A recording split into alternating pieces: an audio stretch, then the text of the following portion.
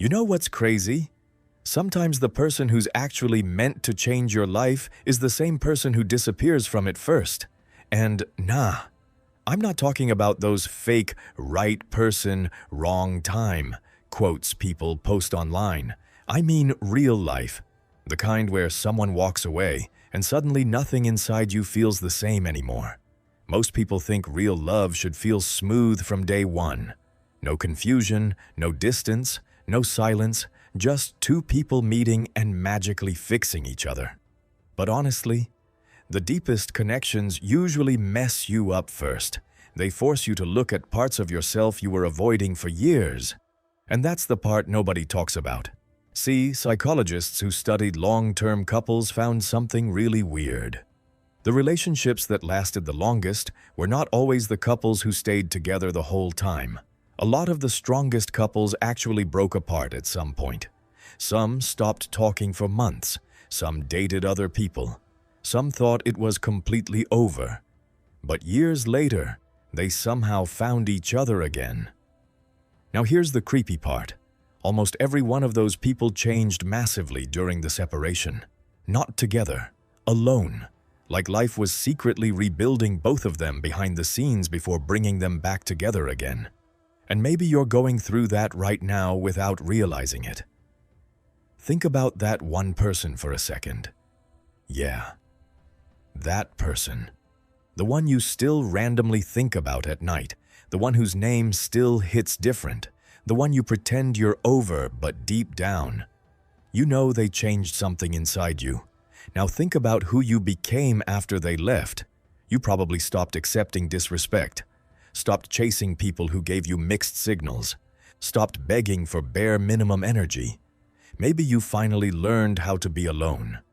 Maybe for the first time in your life, you actually faced yourself. And listen carefully, because this matters. That pain was not pointless. A lot of people ruin these connections because they spend the whole separation waiting instead of growing. Big mistake. Because life doesn't reward obsession. It rewards change. You can't keep becoming the same person every day and expect a different relationship later. That's not how this works. Sometimes the distance is the lesson. Sometimes losing someone is the thing that finally wakes you up. And honestly, some people only start becoming mature after heartbreak punches them in the face. Before that, they're emotionally asleep. They run from conversations. They avoid vulnerability. They play games. They chase attention. They confuse attachment with love. But separation has a weird way of exposing everything. It shows you what you tolerate, what you fear, what you actually deserve. And after enough silence, you either grow or stay stuck. That's why some people reconnect years later and everything feels different. Calmer, softer, more real. No chasing, no mind games, no toxic back and forth. Because now it's not two broken people trying to complete each other. It's two people finally understanding themselves and choosing each other from a healthier place. That's a completely different type of love.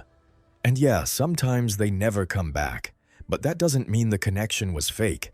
Some people enter your life for a season because they're there to transform you, not stay forever. Crazy thing is, years later you realize the pain actually built a better version of you. And maybe that was the real purpose all along. So if you're struggling to let someone go, stop asking, "Why did this happen to me?" Ask yourself, who did this experience force me to become? Because that answer changes everything. And if this hit home for you, drop a like and subscribe to Psych of Attraction. You'd be surprised how many people are silently going through the exact same thing right now.